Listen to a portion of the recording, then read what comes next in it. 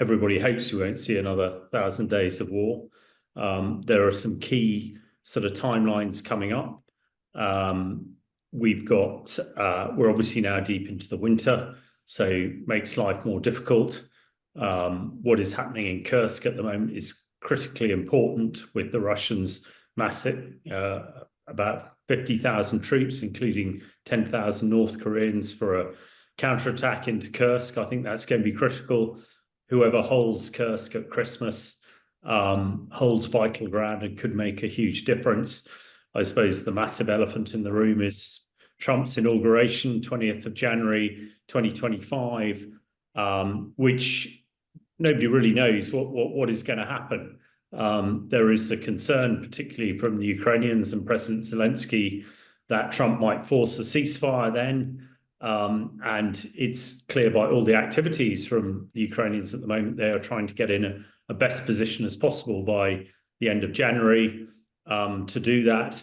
But there is no clear indication exactly what Trump might be thinking. Trump's so important because the Americans are providing the majority of the military hardware and resources that Ukraine are using.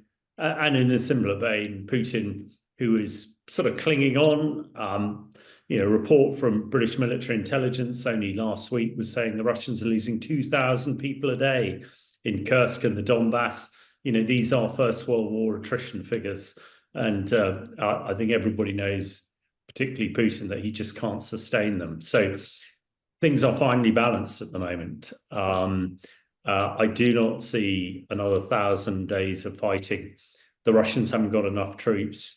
And certainly I think the West doesn't have enough resources to keep it going. So next year should be absolutely pivotal. And I expect a lot of it hangs on which way Trump goes. Interestingly, speaking to people in Ukraine only yesterday, they seem fairly upbeat, which I think is a surprise to a lot of us, but we shall see. The war ultimately, as all wars do, will end on the negotiation table. And one hopes that will be sooner rather than later. However, I think people need to understand that, there are very few people who look at this and study it deeply who think that Putin's aims for expansion finish at Ukraine. And certainly the countries in the Baltic states, Latvia, Lithuania, are expecting Russia to attack them too.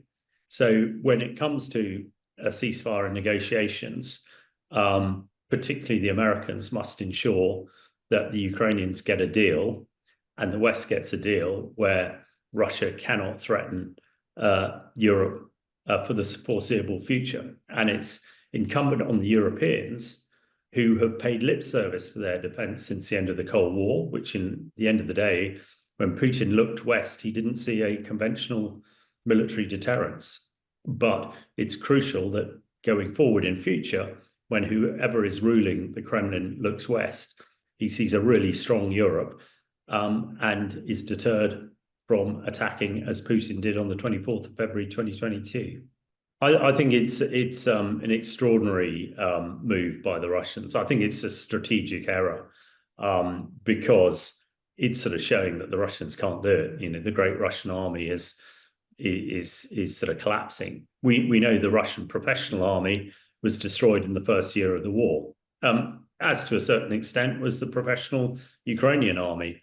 But to have to, and one must, the Russian psyche, they all but have Nazi views themselves. And, the Russians see anybody who is not purebred Russian as being sort of second-class citizens. So for Putin going cap in hand to the North Koreans is a bizarre, absolutely bizarre situation. And it would appear that these North Koreans are not special forces, as the Russians are saying, but fairly poorly trained run-of-the-mill soldiers who are already dying in their hundreds in Kursk. So, if that's what he's got to do to prop up his regime, then that is incredible. I think what is dangerous is what the North Koreans are getting in return: nuclear know-how, and also the Iranians. The Iranians are giving a lot of drones, a lot of missiles. They're desperate for the nuclear know-how to create a nuclear weapon too. So as far as nuclear proliferation goes, this is really bad news, and no doubt why Zelensky is pouring a bit of sort of nuclear fire on the fire, as it were, to try and get involved in that element, I suppose. So yeah, no, I think the North Korean thing is really clutching at straws. What can he do next when he, with the casualty rates of 2,000 a day, those 50,000 troops, including the 10,000 North Koreans, are going to last barely a month.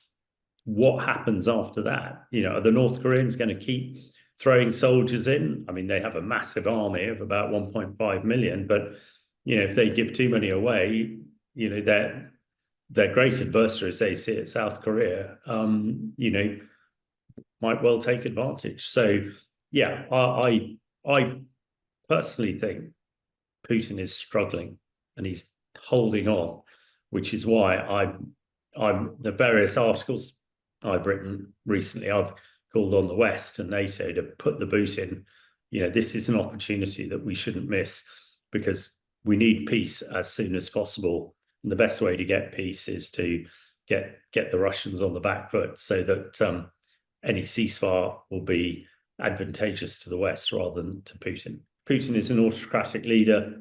He doesn't have democracy to worry about, and he's pretty much done what he wants. However, as the 1,000 days approaches, we understand, nearly 700,000 Russians have been killed. They've lost over 4,000 tanks. The Russian Air Force is pretty much destroyed.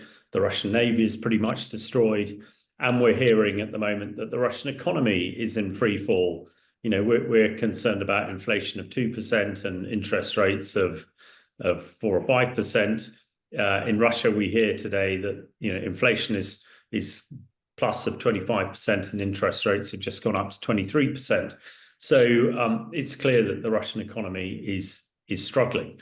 Putin sort of knows also that if he has to capitulate in Ukraine, he is finished, and that is the way of the Russian leaders. They don't operate like the democratic world. So I think Putin is clinging on. He is trying to hold in there, but he's got a lot of problems, not least the manpower problem. North Korea is helping him out. What is Putin giving North Korea for? Undoubtedly nuclear know-how, which is just not a good thing. To have another nuclear capable country in the Far East is really bad news. But he knows he needs more conscripts. He's getting to the stage now where he's going to have to start recruiting the rich and wealthy children from Moscow and St. Petersburg, who hitherto have not been touched. He knows well that when those kids were recruited for the Afghan invasion in the 80s, the Russian mothers marched on the Kremlin and forced the Kremlin to withdraw from Afghanistan. So one would expect something similar to happen. However, I mean, what is clear is that the disinformation and propaganda that Putin is absolutely controlling in Russia, a lot of people in Russia still think, the war's going pretty well, and are not aware of these casualty rates. But there are, there are indications that actually people are beginning to understand what's happening, beginning to understand the devastation on the young men, and it's young men that Putin's throwing into the meat grinder, and to have kowtow to somebody like Kim Jong-un, another autocratic dictator, really shows the parlous state that they're in. So I think Putin may be hoping that Trump is going to come to his rescue and force a ceasefire. That if the ceasefire was based on today's boundaries, I'm sure Putin could spin that it's a win. However, I go back to the Kursk. Kursk is an absolute dagger to the heart of Putin. Kursk is hallowed ground for the Russians. It's where the Second World War changed. It's where the Russians sort of defeated the Nazis in 1943, summer of 43, the great battles of Kursk, and things started to turn. So to have that hallowed ground now in Ukrainian control is very difficult. So that is the sort of golden prize for Zelensky, which is why, they are doing everything to reinforce and push forward. And also why we're seeing a lot of disinformation coming out of Russia. I've written a piece in the Telegraph today there was a story yesterday about a British Challenger 2 tank being destroyed in Kursk. Well, actually, if you look at it, it's nothing of the case.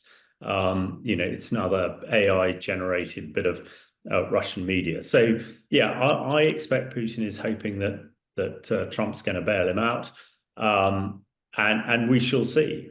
I am not sure that is going to be the case.